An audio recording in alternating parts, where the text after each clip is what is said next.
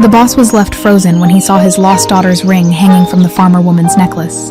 The late afternoon sun hung heavy over the wheat fields as Thomas Whitaker pulled his black pickup truck onto the dirt road leading to Golden Sunflowers Farm, just outside Fresno, California. Dust kicked up behind the tires, settling slowly in the still air. At 49, the millionaire businessman had long stopped expecting anything from life beyond spreadsheets and board meetings. His heart had locked itself away exactly 20 years ago, on the day his daughter Eleanor vanished without a trace. She'd been only 5 years old. The silver ring with the small emerald, the one he'd slipped onto her tiny finger for her last birthday, had disappeared that day too. Thomas stepped out of the truck, sliding his sunglasses on to hide the exhaustion that never left his eyes. He'd come to personally inspect the property he'd just acquired. He didn't trust managers. Hell, he didn't trust anyone. Not since he'd lost everything that mattered. That's when he saw her. A young woman, maybe 25, walked between the rows of sunflowers with a wicker basket propped against her hip. She wore a simple white blouse, worn jeans, and scuffed leather boots. Her chestnut hair was pulled back in a braid that swayed as she worked. There was nothing extraordinary about her, just another farm worker putting in her hours. But then the afternoon light caught something hanging around her neck. A handmade leather cord, and dangling from it, converted into a pendant, was a silver ring with a small emerald, green as the hope Thomas had buried 2 decades ago. The world stopped. His legs faltered. His lungs forgot how to pull air. That ring. It couldn't be. It had to be a coincidence. Thousands of similar rings must exist across the country. But the emerald, the shape, the exact size. The young woman turned, feeling the weight of his stare, and found a man in a dark suit standing completely still, hand pressed against his chest like he was trying to hold his own heart in place. "You need something, sir?" she asked, her voice gentle as she approached carefully. Thomas couldn't answer. He just pointed at the necklace with a trembling hand. "That ring. Where'd you get it?" The young woman touched the pendant protectively, like someone guarding a treasure. "It's the only thing I have from when I was little. I don't remember who gave it to me. What's your name?" Thomas's voice came out rough, urgent. Hannah Collins, not Eleanor. The last name was wrong, but something inside him screamed that this ring knew his daughter, knew his pain. Thomas had prepared himself for disappointment when he'd bought this farm. It was just another acquisition, another property to add to his portfolio, another distraction from the emptiness that had consumed him since that terrible day in June 2005. He remembered every detail. The park.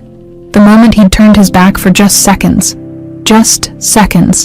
to grab Eleanor's forgotten jacket from the car. When he'd turned around, she was gone, vanished like smoke. The police searched for months. Search parties combed through fields and forests. His face had been on every news station in California, begging for information, offering rewards that grew larger with each passing week. Nothing. No ransom calls. No witnesses. No body. Just silence. His wife hadn't survived the grief. The car accident a year later. They'd called it an accident anyway. Thomas knew better. She'd just given up. And now, 20 years later, standing in a field of golden sunflowers, he was staring at a ghost. "I don't mean to pry," Hannah said, her brown eyes showing concern. "Are you okay? You look like you've seen a—" "I'm fine," Thomas cut her off, his voice sharper than he'd intended. He took a breath, trying to steady himself. "Sorry, it's just, that ring reminded me of something. Someone." Hannah's expression softened. "Someone you lost." The question hit him like a punch to the gut. "Yeah," he managed. "A long time ago." She nodded, understanding flickering across her face. "I'm sorry. Loss is... it's hard. I know what it's like to lose something you can't get back." Her fingers traced the ring absently. "Or maybe I don't know. I can't remember much before I was 5. This ring's the only piece of that life I have." Thomas felt his pulse hammering in his ears. "You can't remember? What do you mean?" "I was found wandering alone on a rural road when I was about that age. No ID, no parents. Just this ring clutched in my hand. I wouldn't let it go. Not for anything. The doctor said it was trauma. Said my memory would come back eventually." She shrugged, but Thomas could see the old pain behind the gesture. It never did. I spent a couple years in an orphanage until the Collinses adopted me when I was 7. They gave me everything. Love, a home, a name, but they couldn't give me answers about who I was before. Thomas's mind raced. Found on a rural road, 5 years old, no memory. Same region where Eleanor had disappeared. The same year, the same age. It couldn't be, could it? This road where they found you, he said, trying to keep his voice level. Do you know where it was? Somewhere near Bakersfield. I think State Route 58, maybe. I've tried looking into it over the years, but there's not much in the records. It's like I just appeared out of nowhere. She studied him more carefully now. Why do you ask? Just curious. The lie tasted bitter. I'm Thomas Whitaker. I just bought this farm. Oh, Hannah straightened, suddenly looking a bit nervous. I didn't realize...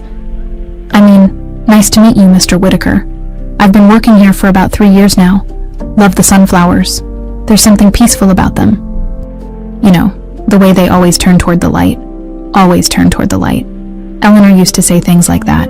She'd been obsessed with sunflowers. Even at 5, he'd planned to plant a whole field for her 6th birthday. The birthday that never came. Yeah, Thomas said quietly. I know what you mean. An awkward silence settled between them. Hannah shifted the basket on her hip. Well, I should get back to work. Let me know if you need anything, Mr. Whitaker. I know this place pretty well. Wait, he said before she could turn away. Have you ever tried to find out more about where you came from? The question hung in the air. Hannah's expression clouded over, not with anger, but with an old, familiar sadness, the kind you carry from childhood. I've tried, but it's like chasing ghosts. No records, no photos, just this ring. She touched it again, that protective gesture. Sometimes I dream about a man's voice calling me princess, but when I wake up, it's gone. Just gone. Thomas felt tears threatening for the first time in years. My princess. That's what he'd called Eleanor, every single day. I'm sorry, he said, and meant it in ways she couldn't possibly understand. That must be hard. It is what it is. Hannah gave him a small, brave smile. We all carry something. Right. At least I had the Collinses. They loved me like I was their own. Still do. That's more than a lot of people get. She was right, but it didn't make the hollow ache in Thomas's chest any less painful. Yeah, he said. You're lucky to have them. Hannah nodded and turned back toward the sunflowers, the afternoon light catching the emerald one more time. Thomas watched her go, his mind spinning with impossible possibilities and dangerous hope. When he finally climbed back into his truck, his hands were shaking so badly he could barely grip the steering wheel. He sat there for a long moment, staring at nothing, before reaching into his jacket pocket and pulling out his wallet. Tucked behind his driver's license was a small, worn photograph, creased and faded from 20 years of being carried everywhere. Eleanor at 5 years old, grinning at the camera with her 2 front teeth missing, wearing a yellow sundress covered in sunflowers. And there, clearly visible on her right hand, was a silver ring with a small emerald, catching the light just like the one around Hannah Collins's neck. Thomas pressed the photo against his chest and closed his eyes. Please, he thought, please let it be her. But he'd learned long ago that hope was the cruelest thing in the world. Hannah Collins had learned to live with the blank spaces in her mind, the way some people learn to live with chronic pain, acknowledging it was there, but refusing to let it define everything. Her earliest solid memory was waking up in a hospital bed at 5 years old, staring at fluorescent lights that hurt her eyes, clutching a silver ring so tightly her knuckles had turned white. A kind nurse with gray hair had tried to take it from her to examine it, and Hannah had screamed until her throat was raw. They'd let her keep it after that. The orphanage years were hazy but not unhappy. St. Catherine's home for children in Bakersfield had been clean, the staff caring enough, the other kids mostly friendly. But Hannah had always felt like she was waiting for something. Someone. A parent who would walk through those doors and say, "There you are. I've been looking everywhere for you." No one ever came. At 7, the Collins family had changed everything. Robert and Susan Collins, both in their late 40s, unable to have children of their own, had walked into St. Catherine's on a Saturday morning in spring. Hannah remembered Susan's gentle smile, and Robert's calloused farmer's hands as he'd shaken hers solemnly, treating her like an adult. "We've got a farm," Robert had said. "Lots of space, lots of work too, if you're not afraid of getting dirty." Hannah had looked up at him and said, "I like dirt." Susan had laughed, and 3 months later, Hannah had a home. They'd given her their name, their love, and their livelihood, taught her about crops and seasons, about coaxing life from stubborn soil, but they couldn't give her what she wanted most, the missing pieces of who she'd been before that hospital bed. Now, at 25, she'd made peace with the gaps, mostly, but sometimes, in the space between sleeping and waking, she'd hear it, that voice calling her princess, with such tenderness it made her chest ache, and she'd reach for the memory like trying to catch smoke, only to have it dissolve the moment she fully woke. Tonight was one of those nights. Thomas Whitaker hadn't slept more than 20 minutes at a time since meeting Hannah 3 days ago. Every time he closed his eyes, he saw that emerald catching the light, saw Hannah's face superimposed over Eleanor's in his mind, heard her say princess, in that wistful way, like the word itself was a ghost. At 3 in the morning, he sat in his home office, a cold, modern space of glass and steel in his Fresno Hills mansion, staring at the photograph of Eleanor. He'd pulled out the old case files too, spreading them across his desk like pieces of a puzzle he'd failed to solve for 2 decades. Missing person report dated June 15, 2005. Eleanor Marie Whitaker, age 5. Last seen, Roding Park, Fresno. Approximately 2:47 p.m. Description: brown hair, brown eyes, 3.4. Approximately 40 LOBs. Distinguishing marks: small birthmark on left shoulder, resembling a crescent moon. Last seen wearing yellow sundress with sunflower pattern, white sandals, jewelry, silver ring with emerald stone on right hand. He'd read these words so many times they'd lost meaning, but now, with Hannah's face fresh in his mind, they came alive again. Birthmark. He needed to know if Hannah had that birthmark. His hands shook as he reached for his phone, then stopped. What was he going to do? Call her at 3 in the morning and ask to examine her shoulder? He'd sound insane. He needed to be smart about this. Careful. He needed a professional. By sunrise, Thomas had made his decision. He scrolled through his contacts until he found the name he was looking for. Marcus Chen, private investigator. They'd worked together on some corporate espionage cases years ago. Marcus was discreet, thorough, and knew how to find information that didn't want to be found. The phone rang twice before a groggy voice answered. "Whitaker, do you know what time it is? I need you to find someone." A pause. "Someone missing. Maybe, I don't know yet, that's what I need you to find out. You're gonna have to give me more than that, man." Thomas took a breath. Her name is Hannah Collins. Currently 25 years old. Adopted by Robert and Susan Collins of Fresno at age 7. Before that, she was at St. Catherine's Orphanage in Bakersfield. I need everything. Where she was found, hospital records, police reports, anything from when she was 5. This related to business. It's personal. Another pause. Longer this time. All right. Give me 3 days. I need it in 2. Thomas. Please, Marcus. 2 days. Money's not an issue. Marcus sighed. I'll do what I can. Thomas started showing up at Golden Sunflowers Farm every day.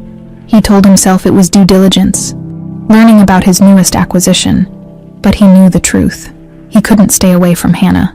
Every time he saw her, he looked for more pieces of Eleanor, the way she tilted her head when she was thinking, how she hummed while she worked, the gentle way she touched the plants, like they were precious. On the 4th day, he was watching her from near the barn, when a voice behind him made him jump. You know, most people would consider this stalking. Thomas spun around to find an older woman with silver hair pulled back in a neat bun, wearing a practical dress, and carrying a basket of fresh linens. Margaret Hayes, his housekeeper of 30 years, the only person in the world he still trusted completely. What are you doing here, Margaret? Following you, obviously. You've been acting strange all week. Stranger than usual, anyway. Her sharp eyes moved from him to Hannah in the distance. Who is she? An employee. Try again. Thomas ran a hand through his hair. I don't know, Margaret. That's the problem. I don't know if she's... He couldn't finish the sentence. Margaret's expression softened. She'd been there the day Eleanor disappeared, had helped search, had held Thomas while he'd broken down after the first week of nothing, had attended his wife's funeral. "The ring," she said quietly. "I saw it, same one. I think so." "You think?" "Or I'm having her investigated. Marcus is looking into it." Margaret studied Hannah thoughtfully. "She got the birthmark." "I don't know yet." "Well, find out before you get your hopes up. You barely survived losing her the first time." That was the truth Thomas didn't want to face. Hope was dangerous. Hope could destroy what little of him was left. That afternoon, Thomas's cousin Eleanor Price showed up unannounced at his office. At 52, she was polished and put together, with dark hair streaked with silver, and an expensive suit that spoke of old money. She'd been his closest relative since Eleanor's disappearance, stepping in to help manage family affairs when Thomas had been too broken to function. "You look terrible," she said, settling into the chair across from his desk without invitation. "Thanks. I mean it, Thomas. You're not sleeping. I can tell what's going on." "Nothing. Just work." Eleanor Price leaned forward, her expression concerned. "You forget I know you. Something's bothering you. Talk to me." For a moment, Thomas almost did. Almost told her about Hannah, the ring, the impossible possibility. But something held him back. Maybe it was paranoia. Maybe it was the fact that he'd learned to trust no one. Or maybe it was the way Eleanor's concern felt just slightly too performative. "I'm fine," he said. "Just a lot on my mind with the new farm acquisition. The Golden Sunflowers place. That's not like you. Buying agricultural property. Diversification." She watched him for a long moment, then stood. "All right, but you know where to find me if you need to talk." "You don't have to carry everything alone, Thomas. That's what family is for." After she left, Thomas sat in the silence of his office and wondered why her words felt more like a threat than comfort. That night, Hannah had the dream again. She was small, maybe 5, running through tall grass. Someone was chasing her, but she couldn't see who. Fear pulsed through her tiny body. Then a man's voice, warm and safe. "Don't worry, my princess. I'll always find you." She tried to turn toward the voice, to see his face, but everything dissolved into white light. Hannah woke with tears on her cheeks and the ring clutched in her hand, though she didn't remember reaching for it. The dream felt different this time, more real, like a memory trying to break through. She thought about the man in the expensive suit who kept showing up at the farm, Thomas Whitaker, the way he'd looked at her ring like it was a piece of his soul, the sadness in his eyes that matched her own. Something was happening. She could feel it the way you feel a storm coming, that electric charge in the air before the lightning strikes. Hannah pressed the ring against her chest and whispered to the darkness, "Who am I?" The darkness didn't answer, but somewhere across the city, Thomas Whitaker whispered the same question to a 20-year-old photograph. "Is it really you?" Marcus Chen's report arrived in a plain manila envelope at exactly 6:47 a.m. on the second day. Delivered by courier to Thomas's front door, Thomas had been awake since 4, pacing his office, drinking coffee that had gone cold hours ago. His hands trembled as he broke the seal. The first page was a summary, typed in Marcus's characteristically sparse style.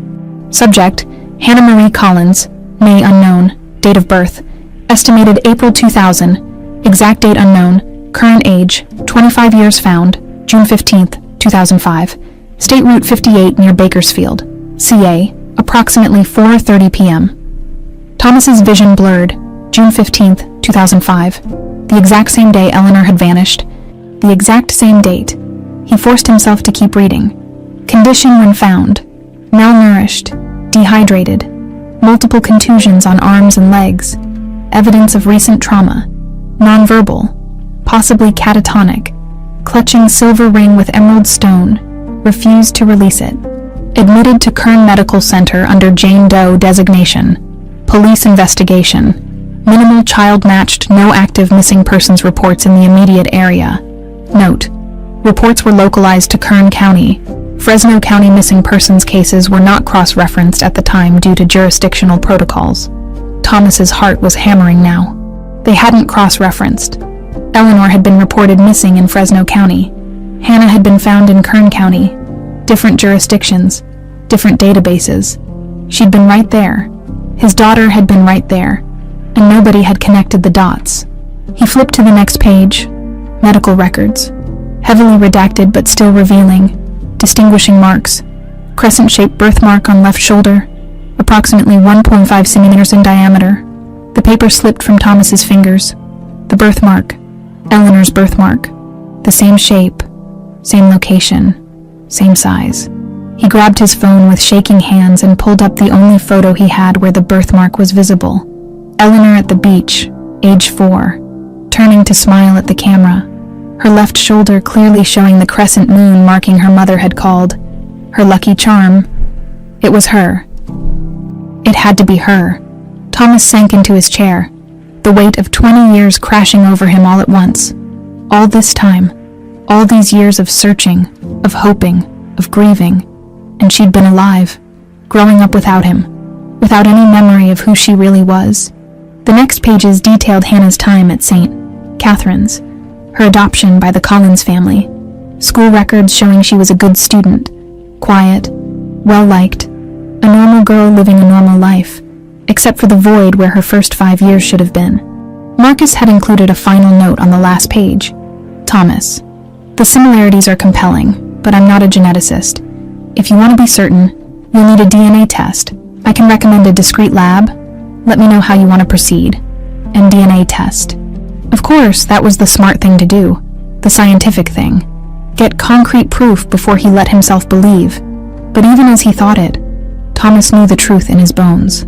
Hannah Collins was Eleanor Whitaker, his daughter, his princess. He had to talk to her. Thomas found Hannah in the greenhouse around noon, transplanting seedlings into larger pots. Sunlight filtered through the glass panels, making her hair shine almost gold. She looked up when she heard his footsteps, surprised. Mr. Whitaker, I wasn't expecting you today. Call me Thomas. Please.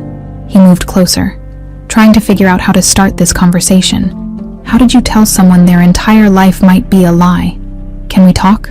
Something in his tone made her pause. She set down the seedling carefully. Sure. Is something wrong? I don't know. Maybe. Probably. He was fumbling this badly. It's about what you told me, about being found when you were 5. Hannah's expression became guarded. What about it? The date you were found, June 15th, 2005, you're sure about that? That's what I was told. Why? Thomas pulled out his phone and showed her the missing persons report for Eleanor. Hannah's eyes scanned the text, and he watched her face change as she read. Confusion first, then something like fear. I don't understand. This girl, Eleanor, she went missing the same day I was found. Same day. Same area, roughly. Same age. Thomas's voice was thick. Hannah, Eleanor had a birthmark on her left shoulder, shaped like a crescent moon. Hannah's hand moved unconsciously to her shoulder. Lots of people have birthmarks. Not like this one. Not in the exact same place. What are you saying? Her voice had gone small, almost childlike. I'm saying I think you might be her. I think you might be my daughter. The words hung in the air between them. Hannah took a step back, shaking her head. No, that's crazy. I'm Hannah Collins. I've been Hannah Collins for 18 years.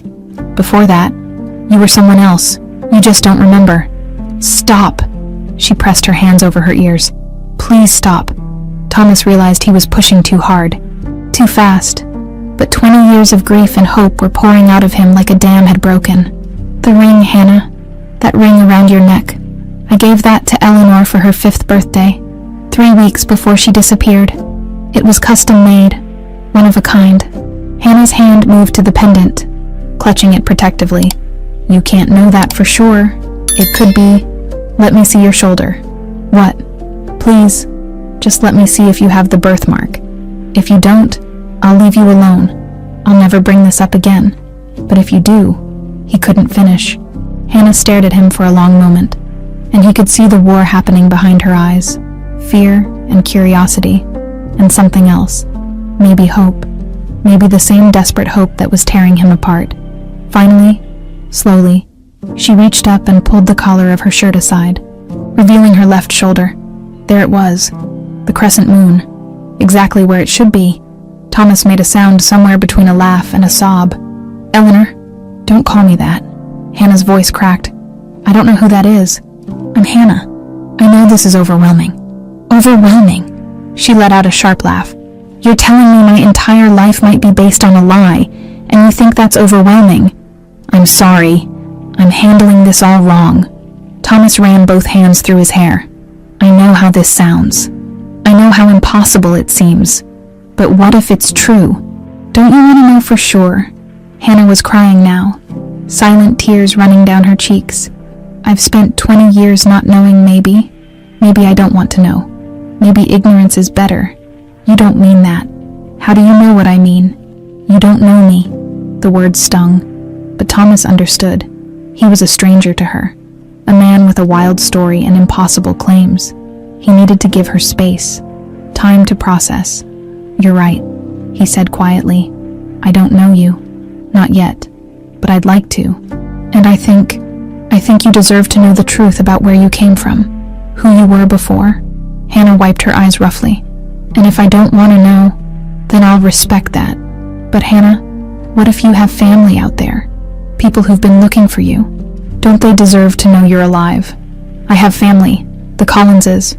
They're my parents. I'm not trying to replace them. They gave you a life when I couldn't. I'll always be grateful to them for that. But don't you ever wonder about those dreams? About the voice calling you princess? Hannah's breath hitched. How did you know about that? Because I called Eleanor that every single day, my princess. Thomas's voice broke. Please, just let me do a DNA test. It's simple, non-invasive. We'll know for sure within a week. And if I'm wrong, if there's no match, I'll leave you alone forever. You have my word. The silence stretched between them. Outside, birds sang in the afternoon heat.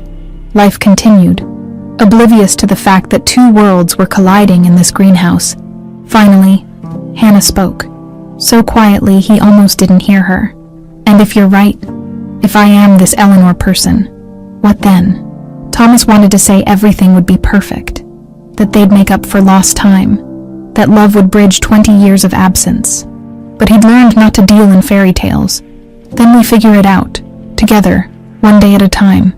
Hannah looked at him, really looked at him, for the first time, studying his face like she was searching for something familiar in a stranger's features. Okay, she whispered. Okay, let's do the test. What Thomas didn't know, what he couldn't know, was that Eleanor Price had sources everywhere, and one of those sources was the administrative assistant at Marcus Chen's office, who'd made copies of the report before it was delivered.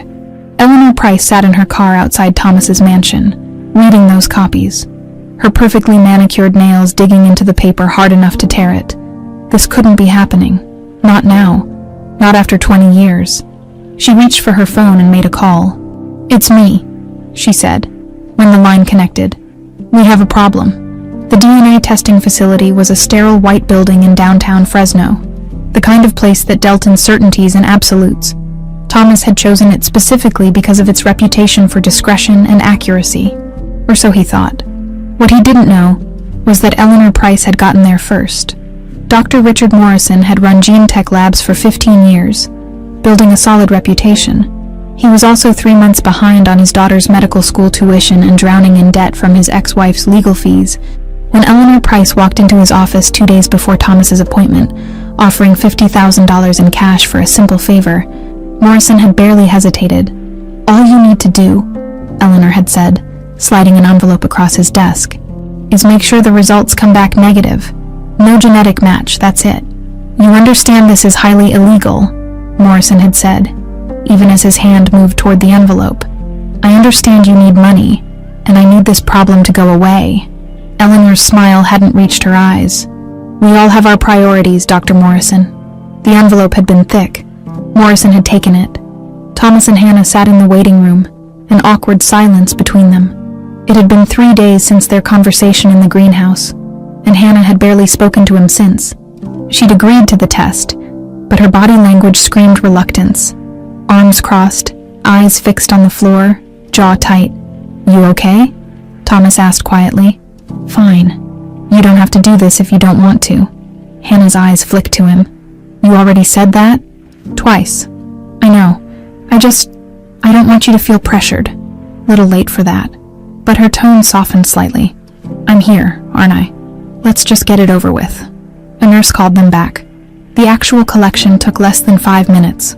A simple cheek swab for each of them, placed in sealed vials, labeled and logged, professional, clinical, nothing that should have felt as monumental as it did. "Results will be ready in 5 to 7 business days," the nurse said cheerfully. "We'll call you as soon as they're processed." 7 days. Thomas could survive 7 more days of not knowing. He'd survived 20 years. As they left, Hannah stopped at the door. What if it's true? What if I really am her? Thomas turned to look at her. This young woman who might be his daughter, who carried herself with such careful control it nearly broke his heart. "Then you get to decide what that means," he said. "I'm not going to force anything on you, Hannah. I just want the truth. We both deserve that much." She nodded slowly. "And if it's not true, if this is all just a coincidence," the thought terrified him more than he wanted to admit, "then I apologize for turning your life upside down, and we both move on." "Okay." Hannah took a breath. "Okay." 7 days. The days crawled by with excruciating slowness. Thomas threw himself into work, trying to focus on quarterly reports and acquisition proposals, but his mind kept drifting.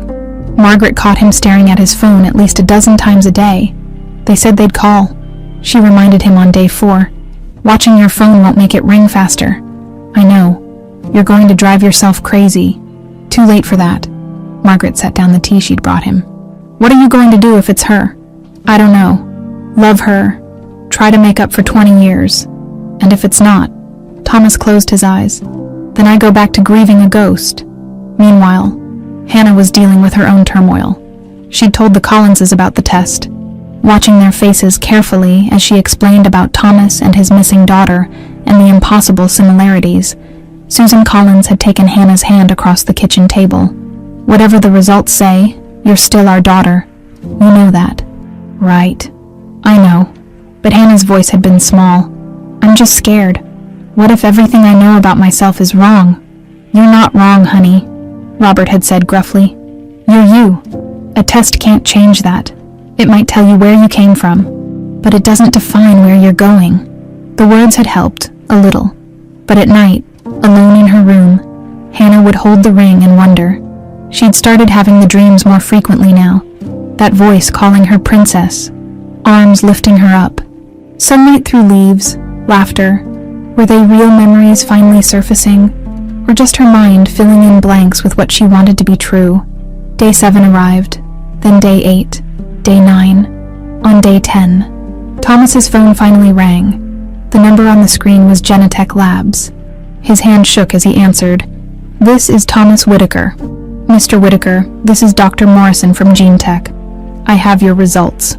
Thomas's heart was hammering so hard he could barely hear. "And," a pause that lasted a lifetime. "I'm sorry, Mr. Whitaker. The DNA analysis shows no genetic relationship between you and Mrs. Collins. There's no match." The world tilted. "That's not possible," Thomas heard himself say. "The birthmark, the ring, the date. I understand this isn't the result you were hoping for, but the science is clear. There is no biological connection." Dr. Morrison's voice was professionally sympathetic. "Coincidences do happen, Mr. Whitaker. I'm very sorry." The call ended. Thomas sat frozen, the phone still pressed to his ear, listening to dead air. No match. She wasn't Eleanor. 20 years of hoping, and he'd let himself believe again. Let himself imagine that maybe, just maybe, the universe had given him back what it had taken. But the universe didn't work that way. It took and never gave anything back. Margaret found him an hour later, still sitting in the same position. "Thomas?" She touched his shoulder gently. "What happened?" "No match." His voice sounded hollow, distant. "She's not Eleanor." "Oh, Thomas, I'm so sorry. I was so sure."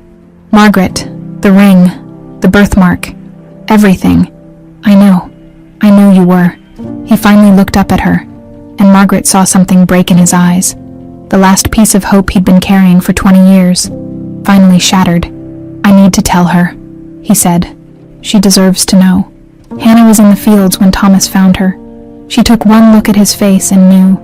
"It was negative," she said, not a question. "Yeah." Thomas couldn't meet her eyes. No genetic match. You're not Eleanor. He waited for relief. For her to say she'd known all along, that it had been a crazy idea from the start. But instead, Hannah's face crumpled. She pressed a hand to her mouth, and Thomas realized she was crying. "Hey, no, it's okay," he started. "I thought maybe," Hannah's voice broke. "I thought maybe I'd finally know who I was, where I came from. I thought that voice in my dreams might be real. I know, I'm sorry. I shouldn't have gotten your hopes up. It's not your fault." She wiped her eyes roughly. "I got my own hopes up." Stupid. They stood there in the afternoon sun. Two people united by loss, separated by science. "I should go," Thomas said finally. "I've disrupted your life enough." Hannah nodded, not trusting herself to speak. Thomas turned to leave, then stopped. "For what it's worth, I wish you had been her. I really do." "Me too," Hannah whispered. He walked away, and Hannah watched him go, one hand clutching the ring at her throat. It felt heavier now, just a piece of jewelry. Nothing more, no connection to a past she'd never remember. No answers to questions she'd carried all her life. Just a ring. Thomas didn't go back to the farm after that. Couldn't bring himself to see Hannah and be reminded of what almost was. He threw himself into work with renewed desperation, trying to bury himself so deep in numbers and deals that he wouldn't have room to feel. Eleanor Price visited 3 days later, bringing expensive wine and concern. "I heard about the test," she said, settling into her usual chair. "I'm sorry, Thomas. I know how much you wanted it to be true." "Yeah, well, it wasn't. Maybe it's for the best. You can finally let Eleanor rest. Move forward instead of always looking back." Thomas poured himself a drink. "Maybe. You know I worry about you. You're all the family I have left." Something about the way she said it made Thomas look up. Eleanor was watching him with an expression he couldn't quite read. Concern, yes, but something else underneath, something that felt almost like relief. "Thanks for caring," he said slowly. "Always." She raised her glass. Two moving forward. Thomas clinked his glass against hers, but the wine tasted bitter going down. In the darkness of his mansion that night, he pulled out Eleanor's photo one more time, looked at the crescent moon birthmark, the ring on her finger, everything that had seemed so certain. "I'm sorry, Princess," he whispered to the image. "I thought I'd found you." "I really did." The photo didn't answer. It never did. Somewhere across town, Hannah lay in bed, holding her ring, feeling more lost than she had in 20 years. And in a downtown office, Dr. Morrison stared at the falsified test results on his computer screen. $50,000 heavier and infinitely more guilty. The truth was still out there, but for now, it remained buried. Margaret Hayes had worked for Thomas Whitaker for 30 years, long enough to know when something wasn't right. And right now, everything about Eleanor Price's sudden appearances screamed wrong. She'd watched Thomas retreat into himself after the DNA results, seen him become a ghost in his own home again, just like after Eleanor's disappearance, just like after his wife's death. And every time he started to slip away, Eleanor Price would show up with her concerned smiles and expensive wine, playing the devoted cousin. But Margaret had never trusted her. Not 20 years ago. Not now. It was the little things. The way Eleanor's concern never quite reached her eyes. How she'd always been around after Eleanor's disappearance. Always helpful. Always positioning herself as Thomas's closest family. And that comment about moving forward. It had felt less like comfort and more like instruction. Margaret had kept her suspicions to herself for years. She was a housekeeper after all. Who would believe her? But watching Thomas break apart again over Hannah, over the test results that seemed too convenient, she couldn't stay silent anymore. If no one else was going to dig deeper, she would. Margaret started small. She'd learned over 3 decades in wealthy households that rich people kept everything. Receipts, records, old correspondence. Eleanor Price was meticulous. If she'd done something wrong 20 years ago, there would be traces. The trick was finding them. Margaret began with what she could access easily. Old phone records from the Whitaker estate. Thomas never threw anything away. A habit born from the desperate hope that some forgotten detail might lead him back to Eleanor. Margaret had helped him digitize years of documents 2 summers ago. Now she was grateful for her own organizational system. She started with June 2005, the month Eleanor disappeared. It took 3 nights of searching through backed-up files on Thomas's old computer, cross-referencing dates and numbers. Margaret worked after Thomas went to bed, the blue glow of the screen, the only light in the darkened office. On the 4th night, she found something. A call log from Eleanor Price's cell phone. She'd been on the family plan back then, before she'd made her own money. June 14th, 2005, the day before little Eleanor vanished. 3 calls to an unlisted number in Bakersfield. Margaret's hands trembled as she wrote down the number. Why would Eleanor Price be calling Bakersfield the day before her cousin's daughter disappeared? She'd claimed to be in San Francisco that week for a conference. Margaret dug deeper, found credit card statements. Thomas had been Eleanor Price's co-signer on a card once, years ago, when she'd been establishing credit. The statements should have been shredded, but Thomas kept everything. There were charges in Bakersfield in June 2005. Gas station, motel, completely contradicting Eleanor's alibi. She'd lied about where she was. Margaret felt her pulse quicken. This was something. Not proof. Not yet. But something. The next day, Margaret did something she'd never done before. She called in sick. Thomas was so distracted he barely noticed. Just told her to rest and feel better. Instead, she drove to Bakersfield. The unlisted number from the phone records had been disconnected years ago, but Margaret had tracked it to a small private investigation firm that had gone out of business in 2007. The owner, a man named Frank Delgado, was retired but still living in the area. Margaret found him at a coffee shop in downtown Bakersfield, a silver-haired man in his 70s reading the newspaper. Mr. Delgado, my name is Margaret Hayes. I need to ask you about a case from 2005. Delgado looked up. Suspicious. I'm retired. Have been for years. I know, this is about Eleanor Price. She hired you in June 2005, didn't she? The man's expression changed. Just a flicker. But Margaret caught it. Recognition, and something else. Guilt, maybe. I can't discuss former clients. Not even if the client committed a crime. What are you talking about? Margaret leaned forward. A 5-year-old girl disappeared on June 15, 2005 in Fresno. Eleanor Price called you multiple times the day before. She was in Bakersfield when she claimed to be in San Francisco. I need to know what she hired you for. Delgado was quiet for a long moment. Finally, he said, I'm going to need coffee for this. Strong coffee. 20 minutes later, Margaret knew everything. Eleanor Price had hired Delgado to handle a sensitive family matter. She'd been vague about details, but clear about the objective. She needed a child removed from the picture, temporarily relocated, made to disappear for a while. She said it was about protecting family assets. Delgado said, shame heavy in his voice. Said the kid was in danger from an unstable parent, and the courts wouldn't act fast enough. She had documents, legal papers, or at least they looked legal.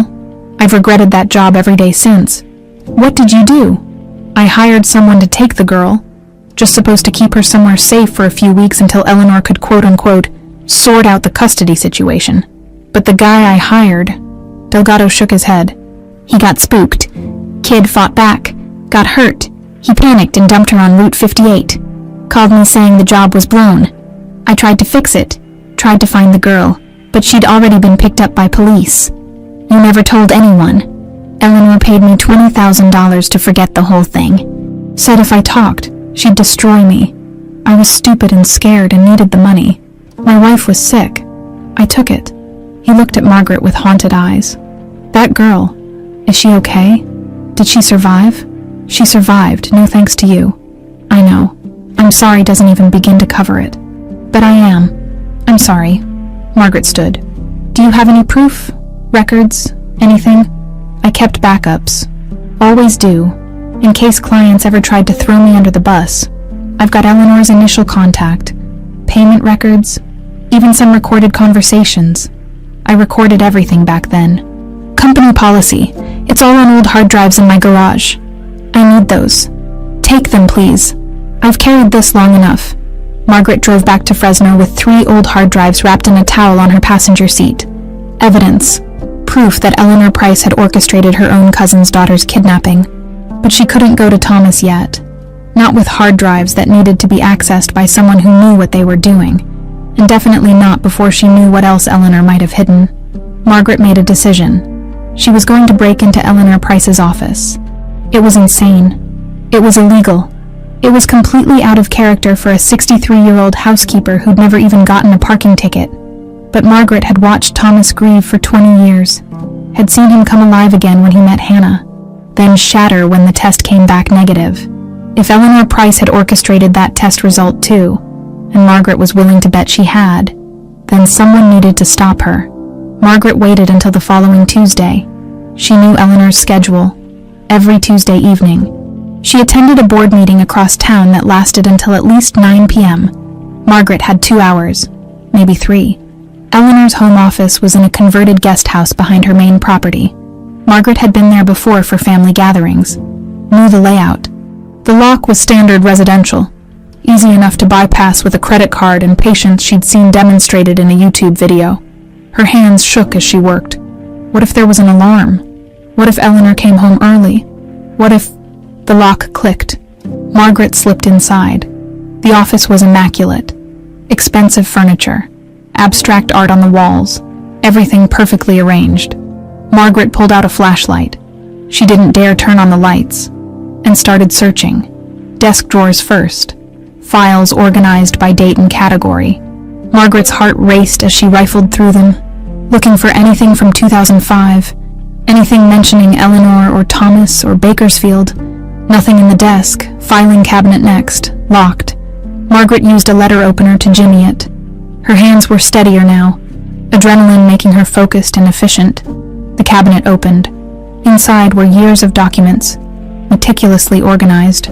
Margaret pulled out the section labeled 2005-2010, and there it was, a folder labeled Estate Planning, Confidential. Inside were emails, spreadsheets, financial projections, all centered around what would happen to the Whittaker fortune if Eleanor was out of the picture, and in Eleanor Price's own handwriting, notes about eliminating obstacles and securing succession. There were payment records too, to Frank Delgado, to Dr. Morrison at Genetech Labs, dated just 2 weeks ago, $50,000 with a notation. Lab services, negative result guaranteed. She'd bought the DNA results. She'd made sure Thomas would think Hannah wasn't Eleanor. Margaret's hands trembled as she pulled out her phone and started taking pictures. Every page, every email, every piece of evidence that Eleanor Price had destroyed Thomas's life to secure her place in the family fortune. She was so focused on photographing that she almost didn't hear the car door slam outside. Margaret froze. Footsteps on gravel. Eleanor was home early. There was no time to put everything back. No time to escape through the front door. Margaret grabbed the folder, shoved the filing cabinet closed, and dove for the bathroom in the back of the office. She locked herself inside just as she heard the front door open. "I don't care what the board says," Eleanor's voice, sharp and annoyed, talking on her phone. "The decision is final. I'll be in charge of the trust within the year and then we'll..." She stopped. Margaret held her breath. "Someone's been in here," Eleanor said, her voice dropping to something dangerous.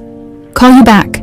Margaret pressed herself against the bathroom wall, praying Eleanor wouldn't look, wouldn't notice the displaced files. The doorknob rattled, locked. "I know you're in there," Eleanor said calmly, "and I know you have my files, so let's talk about this like adults, shall we? Open the door, and maybe we can work something out." Margaret's mind raced. She was trapped, but she had her phone. She had the photos, and most importantly, she had the truth. She pulled out her phone and did the only thing she could think of. She forwarded every photo to Thomas, to Marcus Chen, and to her own email. Then she dialed 911. "There's an intruder at 4782 Oakmont Drive," she said clearly, knowing Eleanor could hear her. "I'm locked in a bathroom. The homeowner is threatening me. Please send police." On the other side of the door, Eleanor Price was silent for a long moment. Then she laughed, cold, bitter. "You stupid old woman. You have no idea what you've done." Thomas was in his study when his phone buzzed with incoming emails, multiple files from Margaret. He frowned. It was nearly 10 p.m. Why was she sending him documents at this hour? He opened the first attachment. The image showed a handwritten note in Eleanor Price's distinctive script. Estate projection without EW. Full succession to EIP within 18 months of incident. EW. Eleanor Whitaker, his daughter. Thomas's blood went cold. He scrolled through the next image. Payment receipt to someone named Frank Delgado, $20,000. Dated June 2005. Notation: relocation services. Child removal. Then another. Email exchange between Eleanor Price and an unknown contact. Subject line: the problem. The girl is the only obstacle between me and the inheritance. Thomas won't remarry, won't have other children. If Eleanor stays in the picture, I'm nothing. I need her gone. Permanently would be ideal, but I'll settle for vanished. Thomas's hands started shaking so badly he nearly dropped the phone. The next photo made his stomach drop. A recent payment to Dr. Morrison at Genetech Labs, $50,000, notation clear as day. DNA test manipulation, negative result guaranteed. She'd bought the test results. Hannah was Eleanor. She'd always been Eleanor. And Eleanor Price, his cousin, his family, the woman who'd consoled him through 20 years of grief, had orchestrated everything. Thomas was still staring at the evidence when his phone rang. Fresno Police Department. Mr. Whitaker, this is Officer Chen. We have a situation at 4782 Oakmont Drive. Your employee Margaret Hayes called 911. She's currently locked in a bathroom, and the homeowner is... Thomas was out the door before the officer finished speaking. By the time Thomas arrived, 3 police cars were already parked outside Eleanor Price's property. He found Margaret sitting in the back of an ambulance, wrapped in a blanket, despite the warm evening, giving her statement to an officer.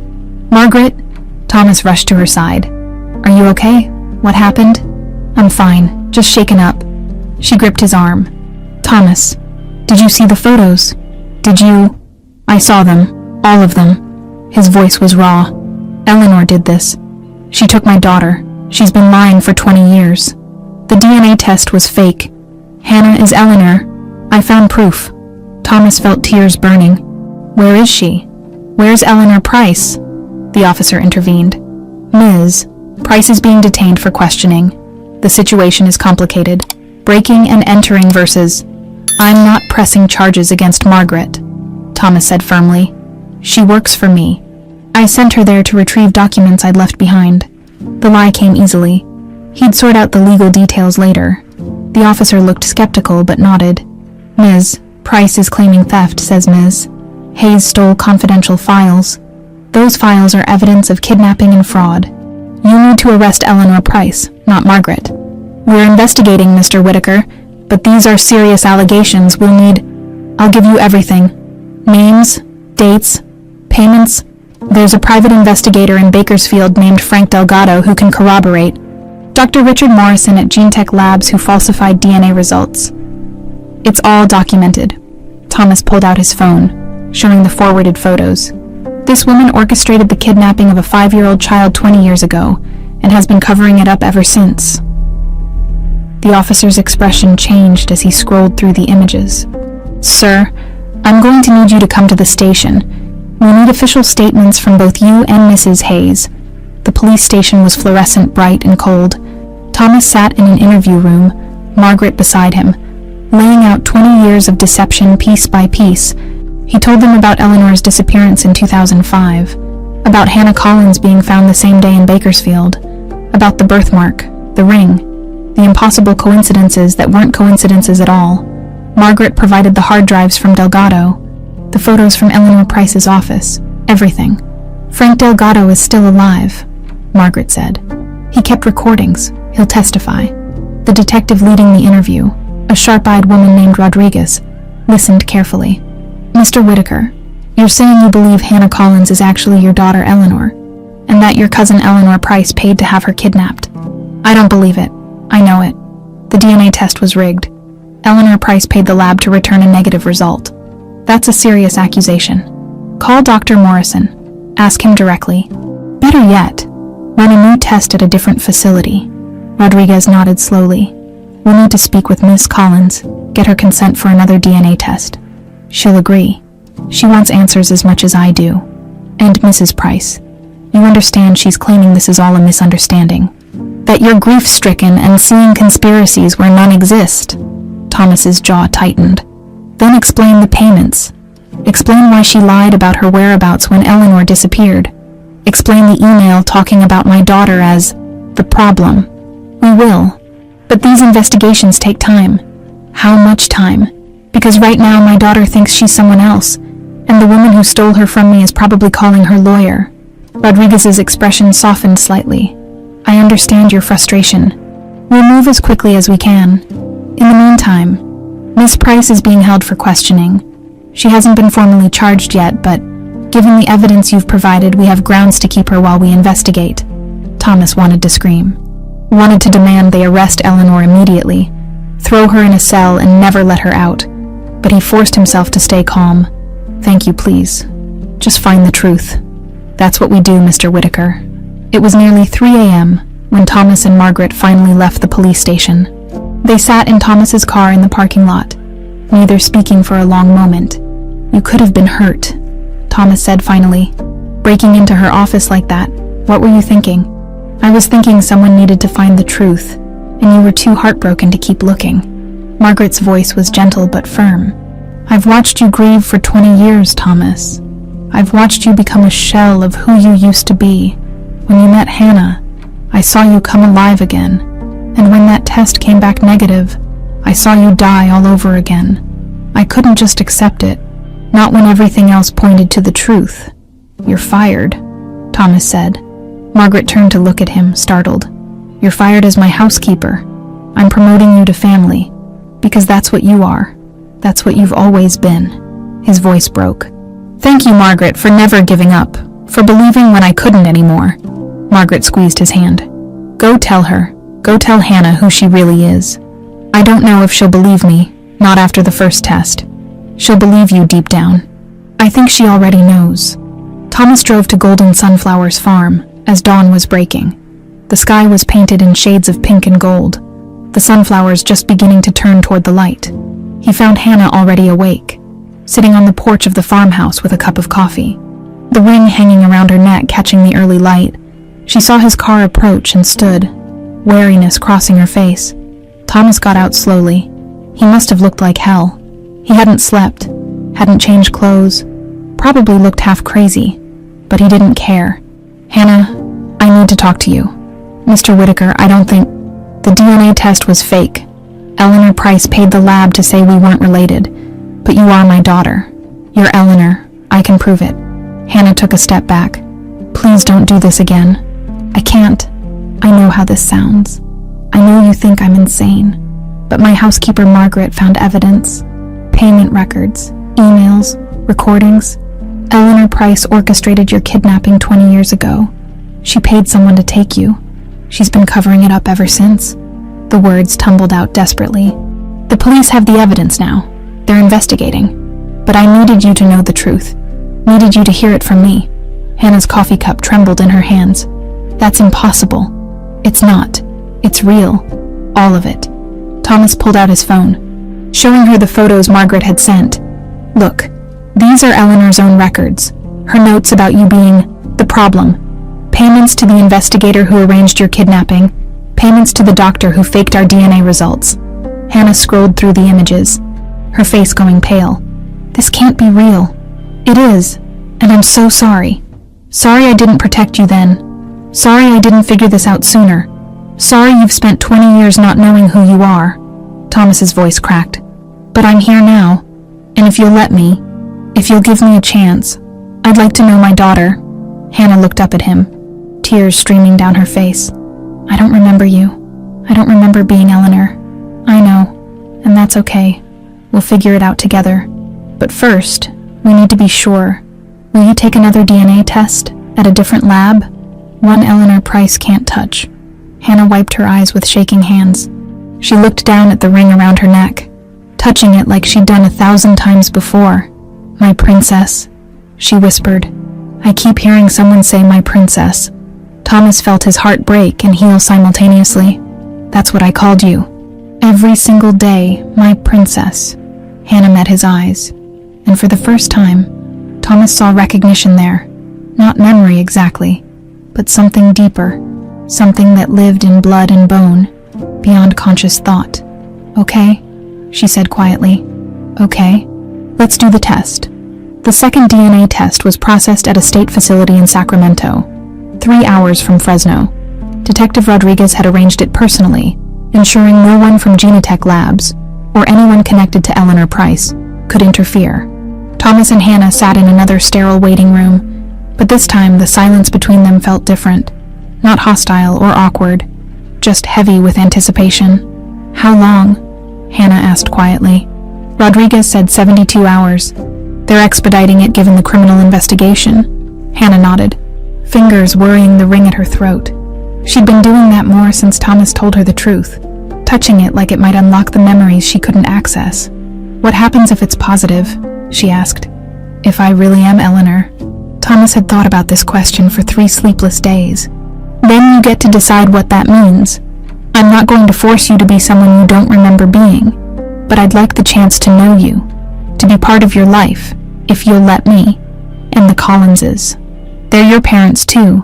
They raised you, loved you. Nothing changes that." Hannah looked at him, really looked at him, and Thomas saw Eleanor in her features, the same determined set to her jaw, the same thoughtful way she tilted her head.